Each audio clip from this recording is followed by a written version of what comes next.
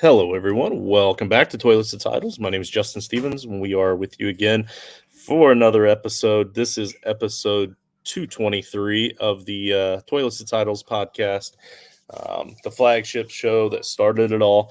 Coach is on a bit of a hiatus for the next few weeks, taking a break this off season. So I decided that I wanted to put together a redraft rankings team. We do this every year. Usually, Coach kind of heads this up. Luckily, we've been able to put together a solid team this last offseason. My man Mark Simon is with us tonight because he's been doing a lot of the work with the spreadsheet and the kind of the math and the ins and the outs. Kind of help keeping it all together. So we have 6 people that we have as our redraft rankers. But since his Bruins evidently are in the playoffs right now, because I'm not a hockey guy, so I say evidently. I'm going to let you talk about that a little bit because, yeah, you don't spend that kind of money for that kind of jersey unless you want to show it off. Nope, let's go Bees. Yeah, we had a stressful one. Round one, we had to go 7 games with the Maple Leafs, went to overtime in game 7. I think I lost about 10 years off my life during that game. But we had game 1 of series 2 and nice 5-1 victory. Didn't have to stress much in that one. Man, at our age, we can't afford to drop 10 years off of our lives, so be careful with that. All right. So like I said, redraft ranking. So the next at least 4 episodes, maybe more, depending on how many players I want to talk about each episode. Tonight, we're just going to be talking about 12 quarterbacks. We're talking quarterbacks. We're talking our top 12 quarterbacks for redraft for this up and coming 2024 season. So we'll be able to get all the quarterbacks in one episode. But for future episodes, I don't know if we're going to do more than maybe 15 or 20 running backs, or maybe 30 wide receivers may have to be split up. I don't know. I'll worry about all that when we get down the road there. But for now, you can check out Mark on X, the artist formerly known as Twitter, at MT Simon. You've got me at JustinFF_, and also you got our man Wicked, who is not with us tonight, but he does have this to say. Are you ready to take over your fantasy leagues and become a champion? Get the edge you need and join the Toilets to Titles Patreon today to get exclusive access to our T2T staff, weekly waiver wire shows, and Patreon exclusive leagues like our signature Frankenstank League. Members enjoy other amazing benefits such as monthly giveaways featuring autographed jerseys, collectibles, Yeti coolers, and more. Sign up now for as little as $9.99 per month and dominate your fantasy leagues like never before. Visit patreon.com/toilets to titles and let us help take your teams to the championship this season. All right, Mark, we do have some news. Uncle Rico at the 101, obviously solid quarterback option there. Unfortunately, we don't know if he's going to be available by week 1. But good looking man, Dylan Carlson. That, for those of you that don't know, that's the fake name that he uses. It's actually Wicked. That's his real name. But we're going to be talking NFL news real quick. We've got 5 topics of discussion here. JJ Watt left the door open for the Texans. He said if they absolutely need me, if they need my service, then I could potentially come back. So if I'm the front office of the Houston Texans, I'm just going to say, hey, we absolutely need you. And we'll see where it goes from there. What do you think? Do you think they reach out to him at this point? I mean, if he dangles it in front of them, they got to ask, right? They got to reach out. It's worth a phone call. Robert Saleh does not expect Aaron Rodgers to have any restrictions or limitations at all whatsoever during OTAs, meaning he's likely going to be available starting week 1. I don't believe he made our cut for today's list of guys that we're going to be talking about. So I don't think he made the top 12 roster at all. But if you're listening tonight or you're watching this on YouTube and you see these top 12 guys that we talk about, and you want to know more about those bubble players, those fringe players, you're welcome to go to our website, toiletstotitles.com, to hear more or to see more of those fringe players. We're going to be updating that pretty regularly. We have a list that's up there right now. Still needs to be updated a little bit, but it will be updated regularly, at least once a week, if not more. And so we're excited about having another new rankings list up on the site because that means that fantasy football, again, is just right around the corner. Dolphins. This is a big one, in my opinion. The Dolphins sign OBJ to a 1-year, $3 million deal that's worth up to $8.25 million if you count the incentives. So $3 million isn't a whole lot of money for a guy that potentially almost won the MVP of the Super Bowl not very long ago before his injury. $3 million to be your wide receiver 3, I think is a pretty solid signing. Do you think we get any fantasy relevance out of him in year 1 with the Miami Dolphins? I think the big thing we're looking for out of OBJ is the touchdowns. Like, we don't need him to be what he was back when he played for the Giants, but more like what he did for the Rams. Like, he's not getting 100 yards a game, but when he played for the Rams, he scored a touchdown almost every other week. So if he can help the Dolphins there, that'll be beneficial, especially for the price tag. Can't go wrong. Yep, I agree. And we actually just did the Dolphins offseason breakdown. George and I did. We dropped it last night, so you could go back and watch that if you like. We had Mike Oliva from Dolphins Talk on there, and it's kind of like he said, if like $3 million isn't anything in the NFL to have as a solid wide receiver 3, 8.25 kind of is. But if he's hitting those incentives, that means he's having an incredible year, and it's worth it. So they set up the contract perfectly. Let's see, and then also the Jets offseason breakdown bonus episode, where we did talk a little bit about Aaron Rodgers. Will be dropping tomorrow night at 7 p.m. Eastern. Darren Waller announced his retirement, sorta. So he hasn't officially made it official with the Giants yet, but he did announce his retirement, and this is after a lot of stuff went down with his girlfriend. And for those of you that don't know, his girlfriend is the popcorn eating girl in those GIFs that you see on the internet or those memes or whatever.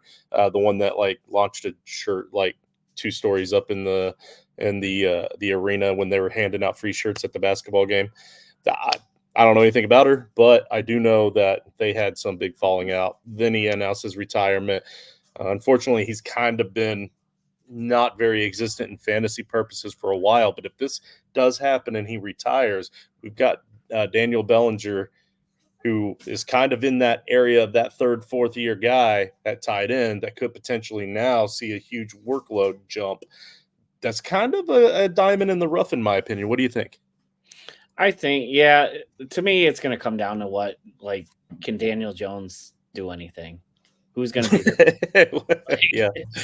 I mean, if Daniel Jones goes out again, and I mean, it's not going to matter who's playing tight end. So that's fair. Yeah. Let's see. Rashid Rice. This is the big news. I would have started with it, but I already had the notes done, and this just dropped just before we went live here. Rashid Rice under investigation yet again, allegedly assaulting a photographer or punching him initially, or essentially at a club in Dallas on Monday night. Man, is this dude just trying to throw his career away or what? You got trouble there, especially when I think he has 8 counts for the wreck that he was involved in that the NFL is investigating on. And then you do this on top of it. It just gives them more of a reason to come harder down on you. Yep, absolutely. There, it's that short, happy trigger finger for sure. But let's see. We are going to be talking about our top 12 quarterbacks for fantasy redraft rankings.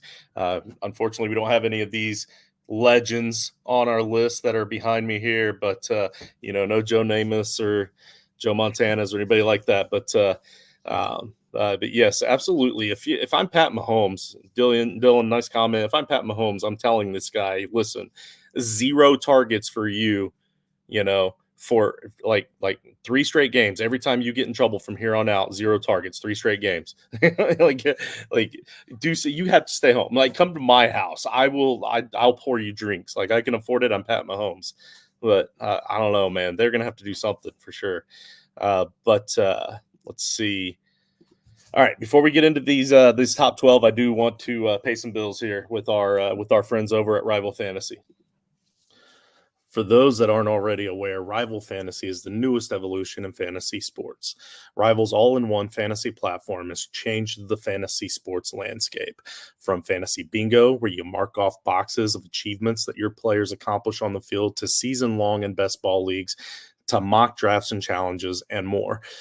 They have the perfect user-friendly website and app for you. So send a challenge to your friend or send a challenge to your rival and tell them to put their money where their mouth is. But your first deposit of up to $200 will be matched, plus an additional $25 just for using that link, joinrival.com/titletribe. That's joinrival.com/titletribe. All right, let's see here. So now I have a puppy in my lap, so we'll see how this goes. Let's see.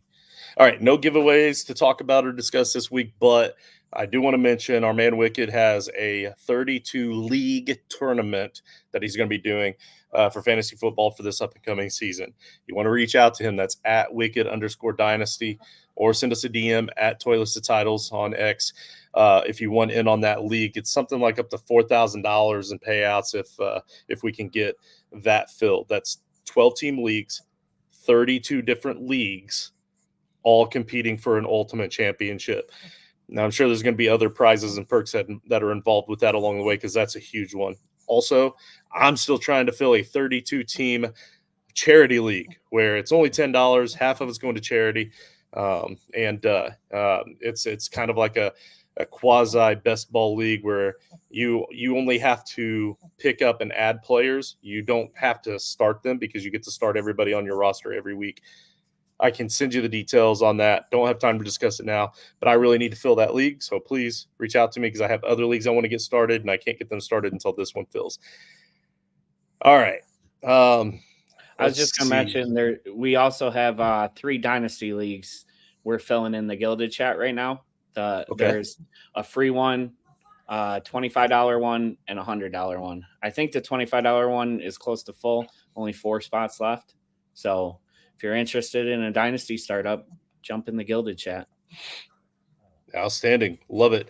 Again, we're going to talk about the top 12. We're about to talk about numbers 12 through 7 right now first. And then after the show, you want to go back, you want to go into our website. Here's some more information about our website, so you know where to go to check out those players that were on the bubble that didn't make it into our top 12. Are you looking for the latest and greatest in fantasy football insights? Well, look no further than toiletstotitles.com. Our website is your go-to destination for all things fantasy football, offering an endless stream of articles, rankings, and analysis to help you dominate your league. From weekly waiver wire targets to in-depth player profiles, we've got you covered with the insight you need to make informed decisions and stay ahead of the competition. So why wait? Head over to toiletstotitles.com today and take your fantasy game to the next level. All right. It is important to note that we're basing these numbers off of like one quarterback redraft formats. All right. So when we're talking about these players, we're talking about it as if it's your normal typical home league redraft. Most home league redrafts are just one quarterback. So that's what we're rolling with. But a lot of the stats, well, pretty much all of the stats themselves, and some of the opinions even can still work for Superflex. You just have to adjust accordingly, or reach out to us if you need some extra advice, especially through the Gilded channel, and we can help you out with that. But number 12 on the list is Brock Purdy. This is an average of the consensus of all 6 of us that are on the redraft team. That's myself, that's Mark, Coach Sheps, Nate Wallen, Wicked, and our man AJ. So overall, the consensus was Brock Purdy is the 12th quarterback on our list right now. So the last QB1 on the list. He was 6th in fantasy points per game last season, 3rd most passing touchdowns with 31, 4,280 passing yards, which was good for 5th overall. He played every single game last season, ending as the QB6 overall. Let's see. So, Mark, you were the highest on him. You had him ranked number 9. Coach was the lowest at 14. So we were all right there real close together. Like, I feel like if any of us were really wanting him as our low-end QB1, we probably all could end up with him in our respective drafts. Myself, Wicked, Nate, and AJ were all within 1 of that 12 ranking, so we were the closest on the ranking. But since you were a little bit higher, I'm going to let you go first here. Why is it that you like Brock Purdy just a little bit more than us? Yeah, so I have him just inside my top 10 because 7 out of the 17 weeks last year, he finished within the top 10 of quarterbacks. 5 weeks, he had 3 or more touchdowns on the week. And I just feel like all the weapons that San Francisco has, they're just they're giving him plenty of opportunities to put up a lot of touchdowns throughout the year. And I feel like with the touchdowns are what gets them in that top 10 tier. Yeah, absolutely. Only 5 games outside of the top 15, and 2 of those were against top-tier level pass defenses. So he's definitely good enough to not lose you games. And then 10 top 10s or 10 top 10 games. So that means that most weeks he's even good enough to win you those games. And then 9 of those 10 were actually top 7 with or top 7 finishes. Or wait, no.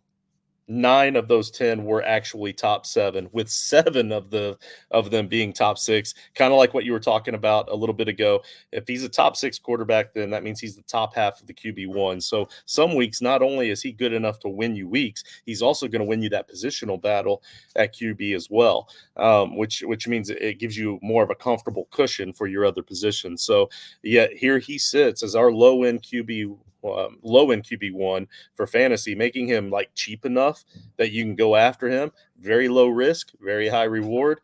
Even if he loses Ayuk, which I don't think that they're going to lose Ayuk personally. I think he stays. But even if they do lose Ayuk, having CMC on your team just automatically makes you a fantasy startable quarterback, even if you are Mr. Irrelevant. So Justin Herbert is number 11. 8th in fantasy points per game last season. The Chargers had the 3rd most passing plays per game last season, only the 17th most touchdown passes with 20. So he had 3,133 passing yards, which made it 18th overall in passing yards. He missed the last 4 games of the season, finishing as the QB 17 overall. Let's see. Mark, again, you were the highest on him. You had him at 7. I have him the lowest. I have him all the way down at 17, which is where he finished last season with missing 4 games. So that seems kind of ridiculous, but I got my explanation in a moment. AJ had him at 16. Coach had him at 12. Wicked was right on the 11 average with 11, and Nate had him at 9. I'm going to go first on this one because I have him so low. And my thoughts here are that we have heard the narrative all offseason that the Chargers head coach Jim Harbaugh and offensive coordinator Greg Roman absolutely love to run the football. And while I do think that a lot of that is just narrative, and they simply just both ran the football because of the types of players and the talent that they had to work with with their respective teams, I also do take a lot of it to heart because the only real difference that they have with this roster compared to some other rosters that they've had in the past is that they do have a quarterback on their roster that can throw, but he also has no real proven targets. Now, here's the real reason I have him ranked so low. It is a little bit because of that running narrative, which I do think will be somewhat true, but mostly this. Mike Williams went to the Jets. Keenan Allen and Gerald Everett went to Chicago. Eckler's in Washington. That right there is 320 of Herbert's 456 attempts, and a lot of that is extremely good talent that they're now going to have to replace. You can't just replace that with rookies and scrubs. But so over 70% of his targets thrown were just with those 4 players alone. Now let's throw in Alex Erickson, Keelan Doss, and Nick Vannett, who are all lower-level guys on the roster that were still building a rapport with them. They are now all free agents. So there's another 8.8% of his targets. So I know I likely would try to lean on my running game as well if I were Harbaugh and Roman. Plus the rush efficiency. If you're able to rush effectively, then you're able to control the clock. You're able to keep the opposing offense off the field. You're able to keep your young team in the game for longer, so that helps to kind of build that confidence level. So it's also kind of the smart play for this team to continue to constantly run the ball with a young and unimpressive team, all for those same reasons while they're trying to build something good and wait for these young wide receivers to gain some NFL level talent. But what say you, Mark? You had him, like I said, you have him the highest, ranked at 7. So I'm interested to hear what you had to say. So just like you were talking about, the easy narrative to get behind is that Harbaugh loves the big boys and loves to run the ball. And it's true.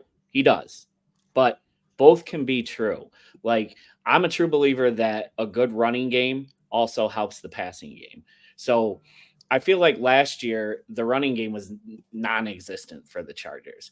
Harbaugh's gonna make that better. He's gonna get stuff out of the running game. Drafting Joe Alt immediately helps not only the running game but the protection for Herbert. So with that, I still look at the talent that Herbert has. Back to 2 years ago, I think he was the number 2 overall quarterback in fantasy. That just doesn't disappear. I feel like the coaching was awful the last couple of years with Staley at the helm. Harbaugh, I feel like, is a much better quarterback, and he's going to be able to get the most out of Herbert. And even though he likes to run the ball, let's be honest, they're still going to have to throw the ball. The defense isn't going to be good enough to the fact where they can just run the ball all game and keep the score close. They're going to have to throw the ball. So the fact that they're going to have a better running game is going to keep the defense a little more in check and allow Herbert to open up. So that's my thought behind it. And I think he bounces back this year. No, I like that. And honestly, when I ranked him at 17, I did go back and look at that list. It did feel a little dirty. I'm not gonna don't get me wrong. He has the talent to be that top 5 quarterback, but then I'm trying to find spots where I can bump him up. And for me, I can't do it, but I can definitely see a window where it is a possibility. Dylan Wicked is asking you specifically, since you were the highest on Purdy, if you would move Purdy down at all if they did trade away Ayuk or Debo. No, because I think Purcell would slide into their offense. I don't think Purcell is going to be that fantasy relevant this year with both of those guys there. But I think if one were to leave, he would immediately jump in. So I'd probably keep Purdy right around the same. Fair enough. This next guy's a little bit more polarizing than the other two. I know that my ranking of Herbert was a little bit out there, but Kyler Murray, he's number 10 on our list. Only played the last 8 games of the season last year and finished as the QB 12 in fantasy points per game. Almost identical per game numbers as his 2022 season. It was 6.7 yards per attempt, which was 26th in the league last season. He had a full season. Okay, so had he had a full season, he would have had the 5th most rushing yards on the season per his average. So meaning, like, if he had the full on season, the 5th most rushing yards on the season. So let's see. Coach was dead on this estimate here. He has him ranked as 10th, and that was his average among all of us rankers. Myself and AJ were the highest at 7. The lowest was Nate at 15, and then Mark at 11 and Wicked at 9. So you guys were right there with Coach in that same general area. I'll start this one off since I was the highest on him. As I stated before, his numbers on a per game basis were almost identical to 2024 as they were in 2023, even though he had the injury and he had a long time off away from the field. But now give him a weapon like Marvin Harrison Jr. and watch him cook.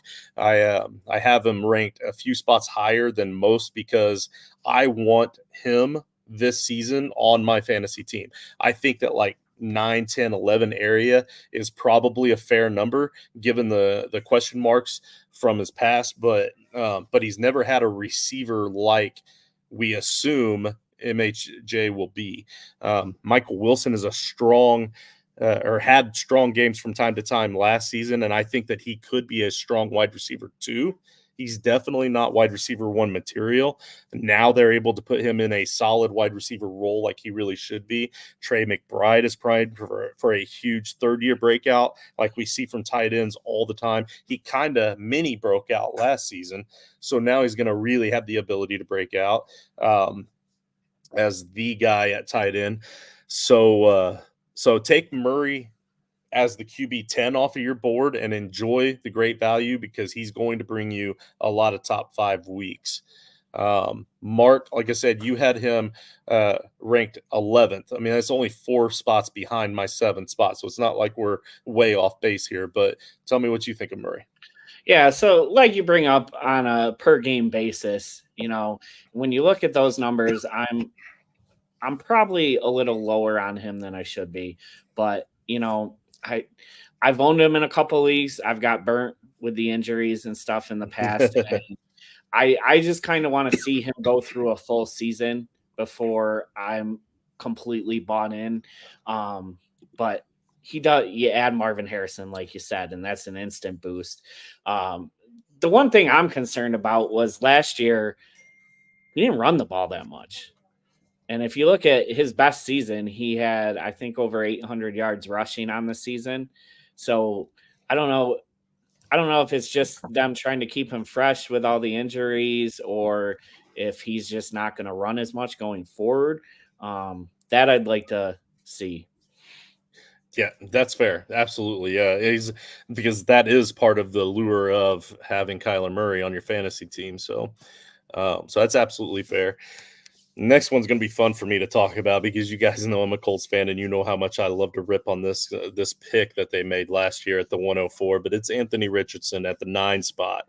Some of you are going to think that's crazy because his potential ability is to be like way up here. And then some of you are going to think that 9 is crazy because it's too high because he's never going to be on the field. I'm the guy that's way down here that doesn't think he's ever going to be on the field. AJ was the highest at 5. I have him ranked at 16, and I mostly put him down that far because I don't want him, and I know that if he's 16th on my list, I'm not getting him in any format. Mark, you were right there, pretty close to me actually at 14. So I'm going to let you talk about him first in a second because my list of what I would have to say about him is kind of long. Yeah. Coach was right on. He had him ranked as 9th, and that's where we have him. And then Wicked and Nate were a little bit higher than 9, helping to bring that average up. So you and I are bringing it down, and most of the other guys are bringing that average up. So Mark, what's your thoughts? So I don't got much to say. It's probably just going to be a short summary of what you're going to go into. But he's, to me, the typical boom or bust. Like if he can stay healthy for a full season, sure, the sky's the limit. But injuries have piled up, not only in college, now in the NFL, and he's only got 4 games under his belt. Like it's not something I want to latch my season to in a redraft format. So that's why I have him further down. Yep. Yeah, very good, especially redraft. Absolutely. And yeah, sure, if he plays 15 games, but I'll get to that in just a minute, but I don't need to get invited to his Hall of Fame induction because there ain't going to be one. But that is funny, Joe. All right, so here's my thoughts. Torn meniscus in his right knee in high school. A right throwing shoulder injury in high school that we presume was an AC joint injury based off of the rest of his history that he had back in high school. An AC sprain and a clavicle fracture in high school in his throwing shoulder. So most likely the second AC issue. Let's see. And this is the one, that second one is the one where they presume likely caused all of that high level of scar tissue that's in his shoulder that they can't take out because if they go in and try to take it out, it's going to make it worse. 2021, he's in Florida. He missed all of spring practices with a severe hamstring injury. And you think, all right, it's just spring practices. They were just kind of playing it safe, playing it easy so that he could play in the regular season. Regular season rolls around. He re-injures the same hamstring and misses 2 games. Same season, concussion, his first reported concussion. For those of you like myself that have played, sure, concussion. There's a lot of concussions involved in football. This is the first reported one. So if it was severe enough to report. And nowadays I know they report more, but still, first reported concussion during a game. He did not miss the next week for that. But within just a couple of games later, he sprained his right knee while dancing. It wasn't even during a game. He sprained that right knee that he had already injured and had surgery on before while he was dancing and missed 2 games. Then he comes back and the right knee tore the meniscus off of the bone while he was in Florida. And he only missed one game for that because it was already at the end of the season. He had surgery a couple of weeks later.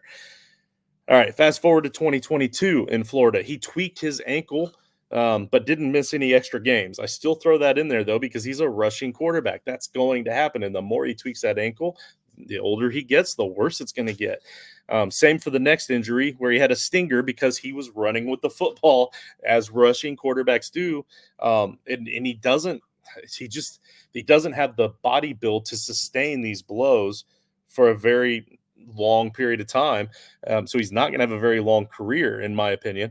But anyway, so the stinger, he did come back in that game. But then in 2022, hamstring injury, the same hamstring that he had already had issues with, possibly a grade 2 this time. 2023 for the Colts, he only had one full game played. In the second week, he comes out. He has his second concussion, his second reported concussion. He missed a game. Then he comes back and plays one full game. And in the fourth game, right shoulder injury again. This was a type 3 AC sprain, and this was the third AC sprain issue. And he misses the rest of the season because it's now becoming so severe and so serious, and they can't fix it. And then rumors pop up that there's a possibility that he even had a fourth AC sprain issue. A first one back in high school that was never actually reported. That all came up in the talks during this whole reporting of the third AC issue. So here's the grand total: 3, maybe 4 AC sprain issues with his throwing shoulder, with heavy scar tissue in his throwing shoulder, 2 reported concussions, 3 injuries to his right knee, 2 were severe, 1 broken clavicle, and the same hamstring injury that keeps popping up. All this, and he isn't even 22 years old yet. But yeah, if he can stay on the field and he can stay healthy, he's going to be great for your fantasy team. But you're spending a high draft pick for him in a 1 quarterback league. And even if this is a 2 quarterback super flex, you're spending an even higher draft pick for a guy that can't stay on the field at the position where you could be drafting guys like Mark Andrews, David Montgomery, Aaron Jones, Alvin Kamara, Tank Dell. And this is all according to Fantasy Pro's current ADP. This is where he's going. You're passing up on all these guys that are going to be week in, week out starters that are getting you constant, consistent points to have the high risk of an extremely high injury risk here for a position that really doesn't even matter all that much. So get your solid RB2 or your weekly flex player and wait several more rounds to get Brock Purdy or even a deeper guy, and maybe even go really deep and get a couple of guys late and just play the matchups. And my final point here, all right, and this is something I'm going to update every year. I'm going to update the fans on this. I'm going to update people watching. My final point: currently, their career total fantasy points: Anthony Richardson, 76.68 points. Will Levis, 118.02, and Will Levis wasn't very good his rookie season. All right, so my point is, it's just like we hear all the time: the best of ability is availability, and he ain't got it, folks. All right, I'll jump off of my my soapbox here, unless we have any comments about that one here. You got to risk it to get the business. Not in a 1 quarterback league. You risk it with those high injury likelihoods, maybe with your running backs, because you're going to draft 5, 6 of them, and not in a 1 quarterback league. Let's see. Jordan Love is our QB8. 5th overall in fantasy points per game, played in every game last season, finishing as the QB4 overall, number 7 in passing yards, 2nd in passing touchdowns, 4th highest play action completion percentage. I say that for a reason. But myself, Mark, you and Coach, all 3 of us were right on that 8th. We all had him ranked as 8th, and that's what his average was. Nate was the highest at 7. And Nate is a Packers fan, and he was only 1 spot higher than us. So I think that showed some good restraint from our man Nate. AJ has him listed as 9.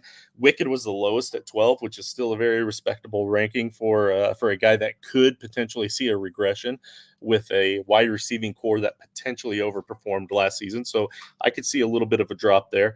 I think that's still a good ranking for him. But my thoughts here: his play action completion percentage is key here, because it was really the biggest key to his overall fantasy success. This means that his success will likely pivot on the success of Josh Jacobs. There have been a lot of similarities between Aaron Jones and Josh Jacobs over the course of their careers. And honestly, my rankings of 8 overall is probably a little bit low because he likely finishes as a top 5 again. But with so many good top end quarterbacks this year, I'm just kind of using that sophomore slump as a possible excuse to kind of bump him down a little bit. I'm trying to find excuses for tiebreakers for who to jostle down out of that top 5, but it's kind of a ridiculous thing to state his sophomore slump in this case, because he did spend 67 years behind Aaron Rodgers before he actually got the opportunity to start. But you know what I'm saying. Mark, what are your thoughts here now that I've been talking for probably 20 minutes on Jordan Love? So I do expect a little regression here. But I'm going to start off by saying we can't ignore that he threw 32 touchdown passes last year to a wide receiving core that, let's face it, none of us were going in and saying, look at all these weapons Jordan Love has to throw to, right? So what I was shocked by was I looked up and Green Bay had a total of 6 rushing touchdowns during the regular season that came from the running back or the wide receiver position. That's crazy. So if Jacobs can stay healthy, that number is going to go significantly up. And by that number going up, that's going to take away from either Love's rushing touchdowns or his passing touchdowns. So I still think he's good enough where he's going to be in the top 10. Obviously, I had him 8, but I think from that top 5 spot, I think we're going to see some regression away from there. Yep, I like it. The next controversial one, we jumped from 8th to tied for 6th because we had 2 quarterbacks here that were tied at the 6th spot. The first one we're going to discuss is Joe Burrow, Cincinnati quarterback, 24th in points per game played last season, 25th in passing yards per game, really high efficiency rating against man coverage, really bad against zone coverage. He missed the last 7 games of the season, finishing as the 25th overall quarterback. Mark, you were by far the highest. You had him at 4. The next highest was 7 with Coach and AJ. And then Wicked and Nate had him at 8. And then I was by far the lowest, having him ranked at 11. So I'll discuss my thoughts first. Jake Browning finished with almost identical numbers as Joe Burrow on a per-game basis. He was only 15.8 yards passing per game fewer than Joe Burrow and 1 more fantasy point per game than Joe Burrow. Now, Burrow is coming off of a rare wrist injury as well. This is a torn ligament in his throwing hand, but the surgery that it required affected the bone that the ligament was connected to. And I'm going to pause right here because I want to also say something that I didn't have in my notes here. When it comes to that surgery, like all these people that are talking about how the injury isn't going to affect and that the ligament is going to repair and all this, they're not studying up on the actual surgery. And his particular surgery was a little bit different than most when it comes to this wrist surgery, and it affected the bone around the ligament. Okay, so that's something you have to remember. The Bengals returned to practice yesterday, and of course, the players and Burrow and everybody's going to say he's throwing well and he had heat and he's looking good. However, Dr. Jesse Morris of the Fantasy Doctors told us right here on the T2T Network on our TGIF weekly in-season injury update show last season that he may never be right again. And I was scoffed at for repeating this several times on our show this past offseason. And boom, yesterday morning on X, we were hit with this tweet from John Frescella of Bleacher Report and Fanside. It said breaking, and I put LOL in my notes because it's only breaking if you don't follow T to T. But the Bengals quarterback Joe Burrow's wrist will never be the same, per discussion with my Cincinnati source this morning. It says Joe's surgery in LA was not to fix his injury, but to make sure the bone grows correctly. Joe will always be at risk of injury because his bone has to grow back, and that could take 2 years. His playing will all be off of risk. So it's saying like if he really wanted it to fully heal, he's going to need to take another full 2 years off from playing football, and he's not doing that. Like he's going out there and he's trying to push it now. But on top of all of that, he's never going to have the zip. He's never going to have the zing that he once had as an NFL quarterback. He could still have a long career. He could still be an efficient quarterback. He could still be decent. But this injury is very serious, and it's not something that we've ever really seen before in an NFL quarterback, at least not in the modern era of medicine, where an injury is going to continue to linger for a long time like this. Like, I'm just saying, for me, it's way too risky in a one quarterback league to try to put all your eggs in a Joe Burrow basket. So, yeah, he's definitely going to be risky. Injury, he can re-injure it. He can be out for the season. But if I'm doing my rankings, I'm doing them based on him being healthy. And last year, we talk about his points per game. Joe wasn't healthy going into the season. I don't think he was right all year long. The season before that, he averaged a whole 8 points per game higher than he did last year. I saw the practice. I mean, he's out there slinging it. He looks fine. I think it's going to come down to, does he stay healthy through the season?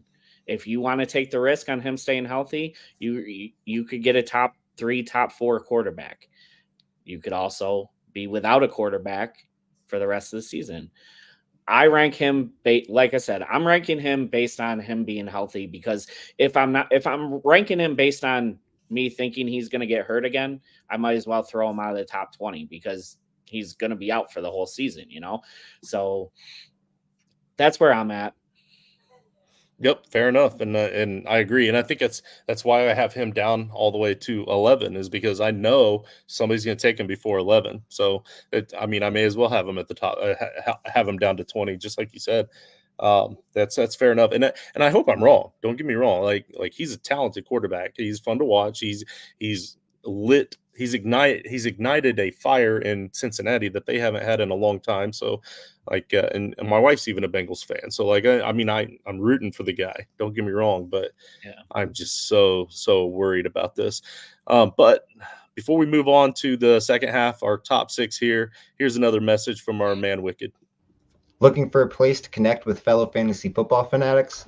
Well, look no further than our Gilded server. Join the Title Tribe, where you can chat, strategize, and debate about all things football.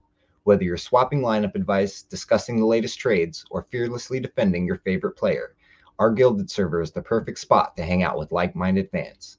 Our Gilded server is free to join, and the link can be found in the video description or on our website at toiletstotitles.com. We look forward to seeing you in the tribe. Oh, Justin, all right, next. I almost forgot. Joe's still got T. Higgins to throw the ball to. So that's a huge plus. Right? Yeah. So the T. Higgins conversation is going to be between Wicked and I whenever we hit those wide receiver rankings for sure. All right. Let's see. And they did lose Tyler Boyd. I saw he signed somewhere today. I forget where that was, but so maybe, I don't know. I still can't believe I still can't believe in Higgins. Let's see. Dak Prescott. He is our other gentleman that tied for 6th right now in our rankings. 4th most passing attempts per game last season. And I got to believe, losing their running back Pollard, that's not going to necessarily go down a whole lot. Number 1 in red zone attempts and passing touchdowns, which was 36. 3rd in passing yards. An incredible number of his overall stats and efficiency numbers were in the top 8 of all quarterbacks across the board in almost every efficiency ranking. He played every game and finished as the QB2 overall in the season. Let's see. Coach was the highest. He had him ranked at 6 as a Cowboys fan, and he finished 2nd last year. Kind of makes sense. Mark, you had him right behind there at 5. I had him right behind you at 6. AJ at 8. Wicked at 10. And Nate just doesn't like Prescott for some reason and has him all the way down at 12. Kind of wish Nate could come on the show and explain to us why he hates Dak Prescott so much. But Mark, what are your thoughts on Dak? So I think the big thing is they let Pollard go. They didn't draft a running back, and they brought an aging Zeke back. They're going to have to throw the ball. Throw. That's all they're going to do. And they got one of the best receivers catching the ball. So I don't see any reason for him not to continue doing what he did last year.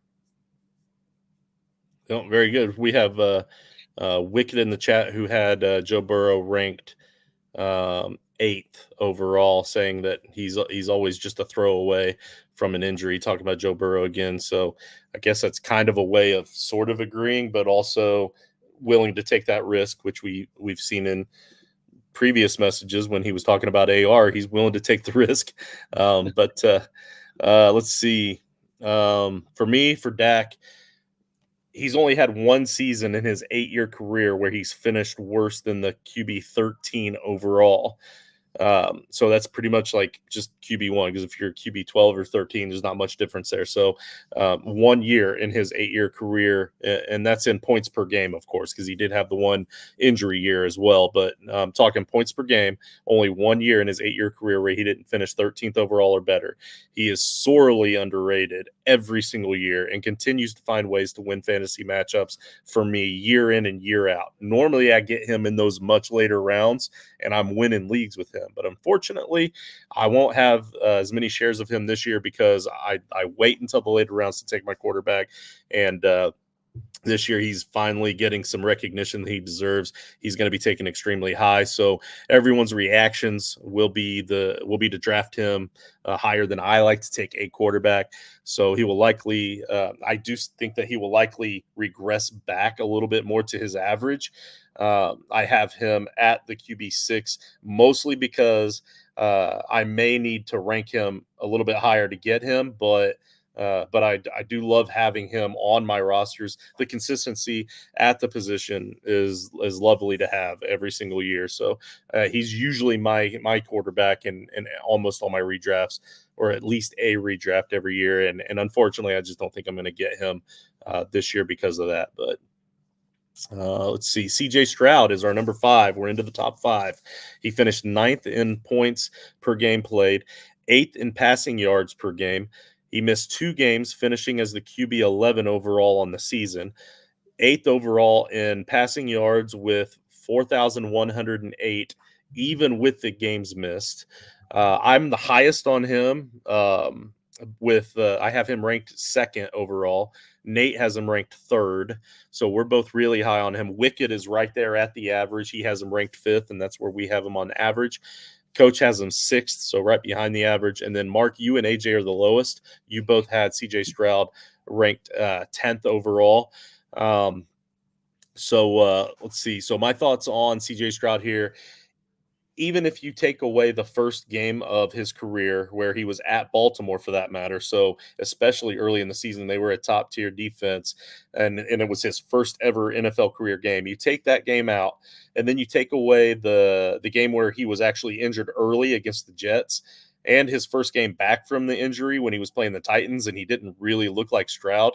If you take all those games away, then he ends the season as the QB3 in points per game. QB3 overall in fantasy points per game.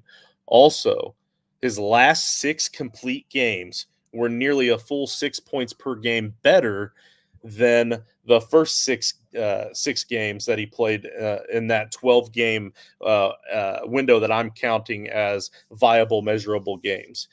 So now let's add Stephon Diggs and 2nd-round offensive tackle Blake Fisher out of Notre Dame to help give him even more time in that backfield. He's just going to be picking away defenses right and left and eating them alive. He will likely hit a little bit of a sophomore slump. I mean, his numbers were so good on a per-game basis that he's going to have a little bit of regression. But even if we regress him by like 2 points a game, that's 34 points on the season. He's still easily a top 6 quarterback. So the high floor is also right there with a high ceiling. So it's very little risk with very high rewards. So this is the type of quarterback, if you're going to go early on a quarterback, you want a safe one. And I feel like he's going to be one of those safe guys just after, the main guys that we're about to talk about. But because he's so safe and because I can see the potential, because his full season pace would have been 4,655 yards and 26 touchdowns, even with counting that partial game and his first game of his career, and the game off of the injury. So even if you would have counted all of those games and then just added in those 2 games, like taking the average and added in those 2 games that he missed from the injury, then he would have had huge numbers, 4,655 yards and 26 touchdowns. So he still would be finishing as a top 3 quarterback. Mark, what are your thoughts on him? Because like I said, you have him the lowest ranked here out of everybody. Yep. So last season, he was in the top 10 of quarterbacks 5 out of the 18 weeks. He was top 5 quarterback 2 out of the 18 weeks last season. But I feel like I'm almost talking negative about him because I have him low. I still have him in the top 10. I think he's a stud. For me to get into the top 5 quarterbacks without any rushing at all is just so hard. Goff last year threw for 4,500 yards and 30 touchdowns. Tua threw for 4,600 yards and 29 touchdowns. Both barely cracked the top 10. How do you replace the lack of rushing? You do it with touchdowns. And last year he had 2 games over 2 touchdowns, and one of them was in the playoffs, not during the regular season. I don't see his touchdowns increasing that dramatically to get him up there. I feel like he's probably going to finish between 7 and 10. I have him at 10, but I also feel like last year they got way more than they expected out of Singletary, but Joe Mixon is way better than Devin Singletary. And they're adding that to the offense. So he's going to take away touchdowns. That's just, I just don't see it happening to get him in the top 5. But again, I still think he's one of the best quarterbacks in the league. I just think from a fantasy perspective, to get in that upper echelon of the top 5 is just so hard to do when you don't rush the ball. Yeah, fair enough. Plus the potential sophomore slump, that potential regression from having such an incredible season. Like, I mean, it happens. So absolutely, there's a possibility there. Let's see, tied for 3rd. We're up to 3rd, but we have 4 players left because we had a tie here for 3rd as well. Next up, we're going to talk about Jalen Hurts, Philadelphia. 3rd in rushing yards for quarterbacks with 605, 15 rushing touchdowns, was tied for 1st with Josh Allen, but more than doubled the next best rushing quarterback, which was, believe it or not, Joshua Dobbs with 6. Hurts had 3,858 passing yards and 23 passing touchdowns. That was 14th and 13th, so middle of the road for starting quarterbacks in the league last season. 2nd in fantasy points per game. He played in every game last year, less than a half of the final game against the Giants because they had their seed locked up and he was resting, but he still finished as the QB3 overall. The highest ranker here for Jalen Hurts is AJ. He has him ranked 2nd. Let's see. Then it was myself, you, and Wicked all have him ranked 3rd. Nate has him 4th. Coach was the lowest at 5. Let's see. I have down my thoughts here on Jalen Hurts. Let's pretend for a minute that Kelsey was the reason for the tush push, and it wasn't the success wasn't all on the 600-pound squatting quarterback. It was all Jason Kelsey. And let's pretend that Saquon comes in and takes most of Hurts' goal line carries away. Let's pretend he only gets like 5 rushing touchdowns this year instead of the 15 that he had. And let's even take away those 15 yards that he would have had from those 10 touchdowns because they were all close to the end zone. So then that's now a total of 75 points that you're hitting Jalen Hurts with. Then he would still be a top 10 quarterback easily. But now we're actually adding Saquon, who can catch the ball out of the backfield better than any running back he's ever had in the past. Not because I'm knocking on any of those running backs of the past. It's just that he's just that much better. And he's had at least 2 receiving touchdowns on average over the course of his career. So let's throw in 2 more passing touchdowns maybe for Hurts. And Saquon will also help move the ball. Saquon will help them stay on the field. Saquon helps to put them in scoring position better. And Hurts will get those residual points along the way as well. Hurts at worst, at his absolute worst, is going to be QB5 on the season if he stays healthy. Like, that's his floor. So that's why it's easy for me to rank him as my QB3, because if he has the worst possible season I could think of for a Jalen Hurts season, he's still going to be a QB5. But I also don't see a lot of those bad things happening. I do see a lot of the good things happening, and I can see him potentially being the top quarterback in fantasy football, or at least pushing it. That's why I have him there at 3. What say you, Mark? Yeah, I don't got much more to say about it. I mean, I think I haven't seen a rule where they ban the tush push, have they? Nope, not yet. And the rules committee has already announced all their rule changes. So if it does happen, it's not happening this year. So I'm not going to pretend that it's going away. I think he's the top 3 quarterback. I just don't see he was a top 3 quarterback back-to-back seasons. Yeah, I mean, from a football standpoint, we all watched the Eagles coming down the stretch thinking they had one of the worst second halves of a season you can imagine, and he still finished in the top 3. Like, called it. I don't see him going any lower. Again, I said that from the preseason last season, that the Eagles were going to start off well with that easy schedule, and they were going to falter at the end. Go back and watch the video. I called it all the way. It's one of those few times where, like, I was right all the way down. Now, in order for me to complete this circle here, Sirianni has to get fired by the end of the season next year because of how bad he's going to lose this locker room, because he is a child trying to coach grown-ass men. Speaking of grown-ass men, Wicked is in the house. What's happening? Oh, now I got to take off. There we go. What's going on, my man? What's up, guys? How you doing? What's going on? Good. You joined us just in time. Yeah, I came for the important part here. That's right. Top 2. It's the only ones you need to know. Not only that, but as the Cowboys fan, I'm going to give you a chance to talk Jalen Hurts. Man, I can't talk bad about Jalen Hurts when it comes to fantasy. I mean, he can have a bad year like they did last year, and he still was a top quarterback for fantasy. He's just the dual threat quarterbacks have such a high floor because rushing is so valuable for the QB position that they can be average and still put up big numbers for you on your fantasy team. Yeah, speaking of which, rushing quarterbacks, our other guy tied for 3rd, Lamar Jackson, Baltimore, number 1 in rushing yards and rushing yards per game for all quarterbacks last season. The Ravens had the 2nd fewest team passing plays. Shocker, I know. And we're number 1 in game script. That means they were actually a positive 6.17. So that means typically with a positive game script, if you don't know, that's going to lead towards more of a rushing attack because you have the lead. You're working the clock down. You don't need to take the risk and throw the ball.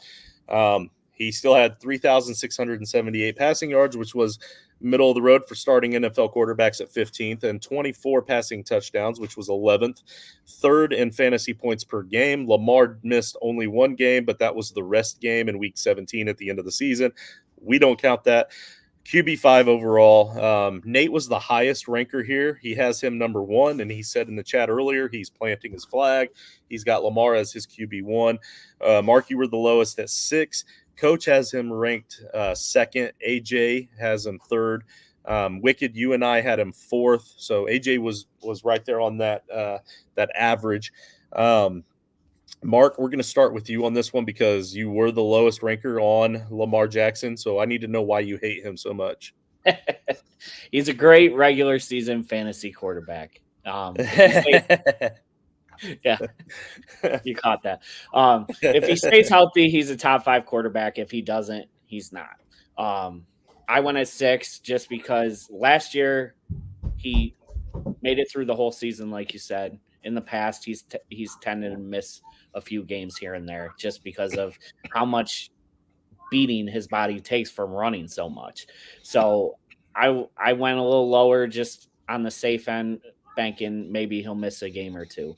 I also wonder if Henry looks good, like how much of the rushing Henry's going to take from him. I don't think Yep. obviously Lamar's going to run, but I'd like to see where the split is there. I like it. Hey, we've been talking a lot. I'm going to let Wicked step in here before I talk about Lamar. So what are your thoughts on Lamar this season in redraft? Yeah, I mean, Lamar is going to do the same thing he does every year. He's going to run a bunch. He's going to score some touchdowns on the ground. The passing is going to be good enough. He's never going to be the 5,000 yard, 45 touchdown through the air guy, but he doesn't need to be for fantasy. The concern that I have with Lamar is Derrick Henry, because I think Derrick Henry is going to get a lot of the short yardage in the red zone stuff inside the 10. I think they're going to pound it with Henry. I think this is a great opportunity that the Ravens coaching staff is going to take advantage of, where we don't want to put those dangerous carries on Lamar. We want to just give it to Derrick Henry because he's a bulldozer and he can take that punishment down near the goal line. Lamar is still going to, do his scramble drill stuff through between the 20s and all of that. And I think that their receiving core is going to take a step forward this year. But that QB1 to QB4 or 5, I think all those guys in that range that we've got ranked have the potential to be the one any given year. It's just a matter of usually, who gets 3 more touchdowns than the next guy is usually what it comes down to. So Lamar's definitely got a chance to be that QB1. I just worry about his touch opportunity down near the goal line. Yeah, that's fair enough. And the only thing I'll say about that is if you're a defense and Derrick Henry's having a great season and you see Derrick Henry running to your right and he's about to hit a hole and it looks like he's about to get the ball, you can't just let Derrick Henry go. You got to fill that hole. And then they run that little play action, they a little roll out, and now you've got Lamar with an open field. And Lamar doesn't need a hole to create a hole, but now he has a hole. And that's the one thing I will say about that. I do think I agree with you guys. I think he gets a lot fewer actual rushing attempts this season. But I think that some of the attempts that we actually do see are going to be pretty damn efficient. And if nothing else, we're going to see some highlight reel plays from that team in the rushing game from both of them as the season goes. But my full thoughts on Lamar is rushing quarterbacks to stay healthy, fantasy gold. We've already discussed that. It's why people are willing to risk, like Wicked said in the chat earlier, risk it for the biscuit with AR. But with Lamar, we have a much better history of seeing him stay healthy. He's a better passer. I mean, I know he has his injury issues, but he is a better passer than AR as well. And I know that his passing is the knock on him. And in my opinion, he's a better passer than people give him credit for. Still not the greatest. I get it. But he's definitely a much better passer and far more accurate than AR as well, meaning that he can no longer he can now take longer to decide whether or not he wants to run or not. And especially with having Derrick Henry there, he has the veteran knowledge over AR.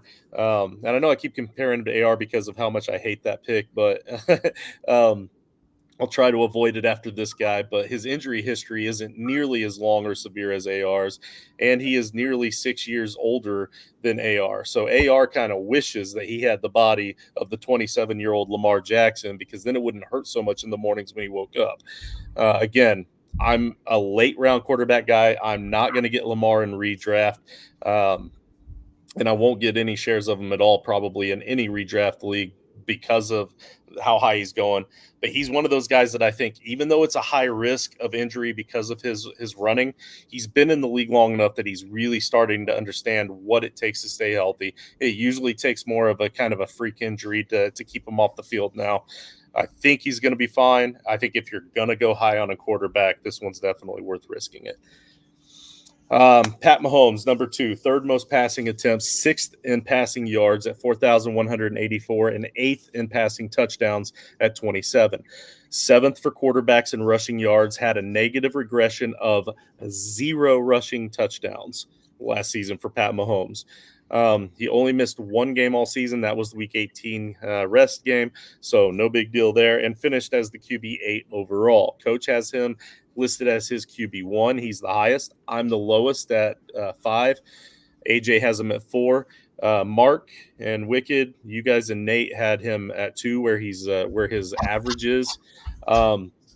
Since I was the lowest on him, I'll go ahead and talk about him here. What more needs to be said? Mr. Consistency.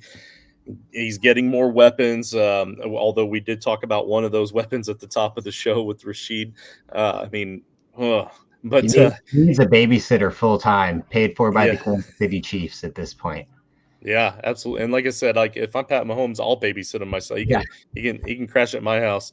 But even with bad weapons, he always finds a way. So he never really gets hurt. And even when he does, he still plays. He's in a pass happy offense, and they are a pass happy offense because they have Pat Mahomes. Even when they're up, because they're like entitled pricks right now. And when they're up, they're still passing the ball like crazy. It's easy to be that entitled when you win so damn much. So like, I kind of get it. And I'm not even worried about the Kelsey stuff. Like, you saw Kelsey take a hit last season, and he was on the field less, and everybody was wondering and asking questions. But then it came time for the playoffs. Kelsey was out there. Kelsey was making magic happen. It's because they were saving him, right? Like, and Mahomes still was scoring fantasy points. So it doesn't matter who's out there. Mahomes is going to get his. I get all that. The only reason I had him ranked so low is because I've got other guys ranked so high, and for me, it's more of the weapons than anything, and maybe they find more opportunities to rest certain players in certain situations to help make them get them through the playoffs, because they're more worried about Super Bowls, not regular seasons. So that's my only knock on Mahomes, and it's not even that good of a knock. But Mark, what are your thoughts? So the Chiefs had their worst regular season since Mahomes became the starting quarterback, and he still finished as the 8th overall quarterback. Give me that floor every single day. He's one of the big 3, which I believe Mahomes, Hurts, and Allen. You can't go wrong with any one of those. And Mahomes just got a speed demon in Xavier Worthy, and that is going to be huge for him. I loved Worthy before I knew where he landed. Now he's got Patrick Mahomes. Yeah, sign me up. Fair. Anything to add, Wicked? No, I mean, it's Patrick Mahomes. He's the best quarterback in the league. They're going to throw it 100,000 times a season, no matter what. Their offense should be improved this year based on the moves that they made this offseason. As long as Rashee Rice can figure it out, man, and be on the field. But I mean, even though Mahomes didn't have the best fantasy season last year, but you still can't drop him too far down your rankings because he is Pat Mahomes, and he could be QB1 any given week or any given season. And so if you want that upside, you have to take him as the QB2, your QB1 of your drafts. Yeah, that's a good point. That was actually what I was about to say too. Is like I said, I don't take quarterbacks early, but if I'm the type of guy that does, and I have Pat Mahomes ranked 5th on my list, like I do, and he has a Pat Mahomes level season where he is the guy and he is that QB1, I'm going to be kicking myself in the butt because I go QB high and I pass up on him, right? But in your guys' situation where you guys have him listed as number 2, if you take him as number 2 and he ends up being Pat Mahomes quarterback 8 again, nobody's going to blame you, and you're not going to be upset by it because you have Pat Mahomes, who's a set him and forget him guy, who's going to have still QB1 weeks, even though he finishes as 8. Like, it's still Mr. Consistency. So your ranking is probably a lot smarter than mine in this one. The more I'm sitting and thinking about this. So let's see. Josh Allen, number one in deep ball attempts. 4,306 passing yards was fourth on the season. 29 passing touchdowns was fifth. So his passing numbers were really good. He tied for first in rushing touchdowns, which is the best, with 15. Fourth in rushing yards, which was also really good at 524. He played in every game and finished as the QB1 overall. All three of us and AJ all have him ranked as our number one. Coach has him ranked as his number three. And again, I wish Nate was on here to talk about why he hates Josh Allen so much. He has him ranked at number 5, which blows my mind. Let's see. Mark, let's start with you this time. I know I'm going off of the notes here a little bit, but let's start with you on Josh Allen here. Before we start talking about him losing Diggs, we've all seen Diggs disappear for the second half of the season, 2 years in a row at least now. I'm just going to say one thing about Josh Allen. Past 4 seasons, number 1 overall, number 1 overall, number 1 overall, and number 2 overall. That's all I need to say. Yeah, that's it. I agree. My notes on here were that so give him a large regression that and take away Diggs and add Keon Coleman and add Ray Davis, and he still has top 6 quarterback numbers most weeks, top 10 nearly every week, and top 2 at least overall on the season. So he's another one of those situations where I don't care what the situation is. He's a top-notch type level of player. His numbers and the team's win-loss records were actually better when they didn't force-feed Diggs, just like you were saying.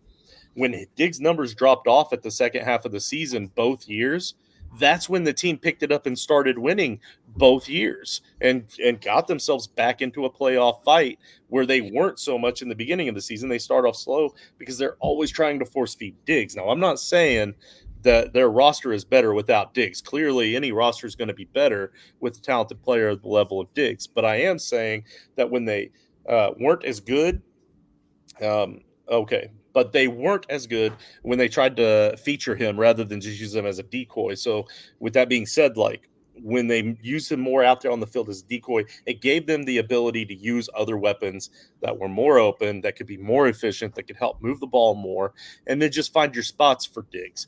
That's how he was meant to be used in that offense, and it took them the second half of the year, both years, to figure that out.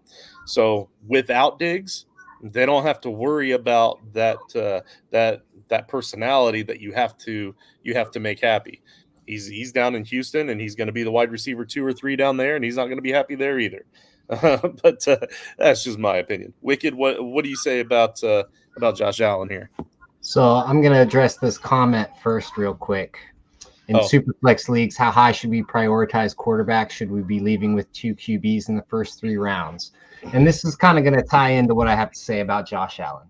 So in a single quarterback league, personally, I'm not getting any of these top guys because I want to use my premium picks on wide receivers and running backs. I'll roll with Baker Mayfield and Jamar Chase. In Superflex, Josh Allen's going to be the 101 in basically every draft unless it's Mahomes. If you want to be strong at quarterback in a Superflex league, you really got to use your first 2 picks to get quarterback. That's the only way you're going to get 2 really good quarterbacks for your roster.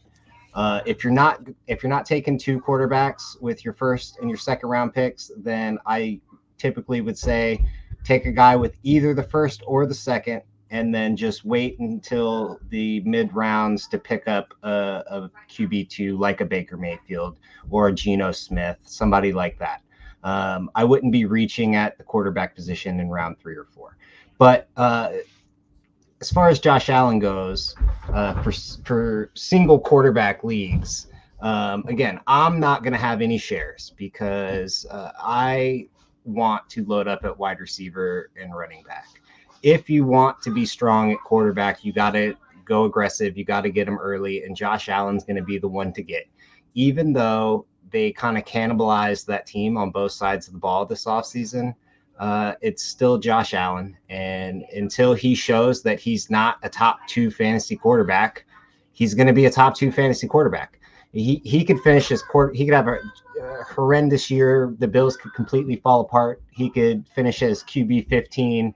You still have to draft him as QB 1, and you probably still have to draft him as QB 1 next year, even if he has a terrible season, because that's just where he's going to go, because that's where he's shown he deserves to be. I think that you're going to see a lot less efficiency from a passing standpoint this year than the past few years. But I also think that he's going to have to throw the ball a ton more, because the defense is not going to be as good. I think they're going to be in a lot. The whole season is going to rest on Josh Allen's arm. That's basically what the Bills have said all offseason with the way they've managed the roster, is that we're just going to cut all these dudes. We're going to bring in some mid-level guys, and then we're going to let Josh Allen carry us to wherever we go. And so that tells me that they're going to throw the ball, and they're going to throw the ball a ton. And they're going to rely on Josh Allen's legs a lot. And I don't have some of the injury concerns with Josh Allen that I have with other rushing quarterbacks, because he is an absolute unit, dude. He's big. And I'm not worried about him getting beat up out there. I think that Allen's going to have to play Superman every week. Expect a lot of interceptions, but also expect that not to matter for fantasy, because he's going to be throwing the ball so much that it's not going to matter. Yeah. Yep, absolutely. Great way to close us out there. So that wraps up our top 12 fantasy redraft quarterbacks for the 2024 season. Next week, we're going to be covering as many of the running backs as we can possibly get to. Might actually start at number 1 and work our way down on that one to see how far down we can go on that list. But we appreciate you guys all tuning in. Make sure you check out our off-season breakdown bonus episodes. We've been doing them every year for the last 4 years. George and I started them last night. We got the Dolphins that dropped last night. We've got the Jets dropping tomorrow. We're obviously doing the AFC East first. And we'll work our way around the league. But Mark, Wicked, fellas, thank you very much for joining in. And everybody out there, you can check out the rankings on our website, toiletstitles.com. And I mean, that's it. I believe we're out. You guys have anything else to add? I was just going to say, if we have a quick minute, we didn't have Nate to defend Dak at 12, but we do have the Cowboys fan who rated him 10. Yeah. Nice. Yeah. Very good. I was actually surprised that I was lower on Dak than others, because I am a Cowboys fan and I believe in Dak probably more than most. He's a great quarterback. They're going to have to throw the ball a lot, because they've got no running backs that have legs that aren't ancient. I mean, their starting lineup right now is Zeke Elliott and Royce Freeman. so they're going to have to throw the ball a lot. And Mike McCarthy likes to throw the ball anyway. My ranking of Dak is more about who's ahead of him rather than his talent as a quarterback. I just like the guys that I ranked ahead of him a little bit more. So it's not a knock on Dak. It's just more so faith in some of the guys that I have above him. But I think that like QB, similar to the way QB1 to QB4 or 5 is kind of a crapshoot on who actually comes out ahead in that grouping. I think like QB10 to QB14 is also kind of a big clump where, you know, it's a couple of touchdowns make the difference between who's QB10 and who's QB14. So I think that there's not a very wide range of points spread there. And I just think that some of the guys I have ahead of Dak have higher ceilings. I worry that, you know, what if CeeDee Lamb pulls a hammy and he's out for 3 weeks? Now the receiving core does not look very good. Right. So they're really relying on CeeDee Lamb to stay healthy and dominate all year, because not only did they not get any running backs, they didn't do a very good job bumping up their receiver depth either. So they're kind of similar to the way the Bills are going to put everything on Josh Allen. The Cowboys offense is really putting everything on CeeDee Lamb. And so I think that puts them in kind of a dangerous situation across an 18-game schedule. Fair enough. Fair enough. All right. I love to hear a realistic fan of their team. So yeah, I try to keep, man, they've broken my heart so many times. I can't defend them vigorously anymore. Yeah, that's fair. It's fair too. All right, guys, that's all we have. We're pushing an hour 20 on this. So thank you guys very much for joining us. And again, all of our information that we just put out here, I'm also going to have Joe work on putting it in as an article on the website. So Wicked, actually, if you want to, it's up to you. You don't have to, but if you wanted to go back into our docs and type up your thoughts on some of these guys, you're welcome to, and we'll add you as an author on the article. Awesome. But I'm going to do that for all of the positions across the board. But for Mark, for Wicked, thank you very much for tuning in, and we'll see you next week. For those that aren't already aware, Rival Fantasy is the newest evolution in fantasy sports. Rival's all-in-one fantasy platform has changed the fantasy sports landscape. From fantasy bingo, where you mark off boxes of achievements that your players accomplish on the field, to season-long and best ball leagues, to mock drafts and challenges, and more. They have the perfect user-friendly website and app for you. So send a challenge to your friend or send a challenge to your rival and tell them to put their money where their mouth is. But your first deposit of up to $200 will be matched, plus an additional $25 just for using that link, joinrival.com/titletribe. That's joinrival.com/titletribe.